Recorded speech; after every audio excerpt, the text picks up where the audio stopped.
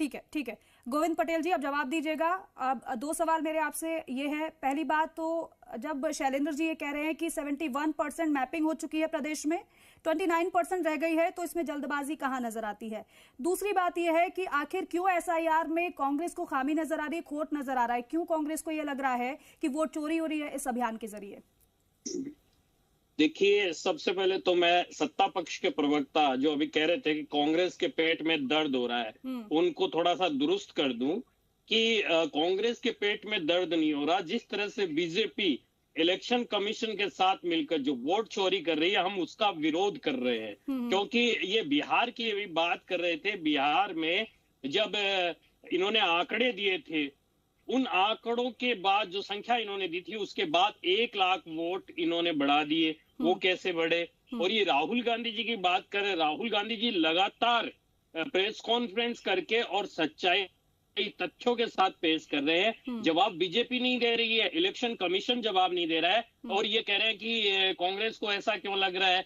4 दिन पहले के आंकड़े मेरे पास है कि करीब 7 राज्यों में 17 बीएलओ की मौत हो चुकी है, डिप्रेशन में, दबाव में, तनाव में। तो ये किस स्थिति पे ये कह रहे हैं कि पूरा काम हो गया है, सारा काम हो गया है? आज हमें जानकारी मिली है कि ओबीसी के वोट काटे जा रहे हैं। आपने देखा होगा किस तरह से दबाव बीएलओ पे बनाया जा रहा है। तो इस तरह की बातें हैं। सत्ता पक्ष के प्रवक्ता आरोप लगाने से पहले कम से कम अपने गिरेबान में झांके और पता करे कि क्या सच है, क्या सही है। बस इन्होंने तो वही है। कांग्रेस मुद्दा विहीन है, कांग्रेस के पास इसके अलावा कोई मुद्दा नहीं है।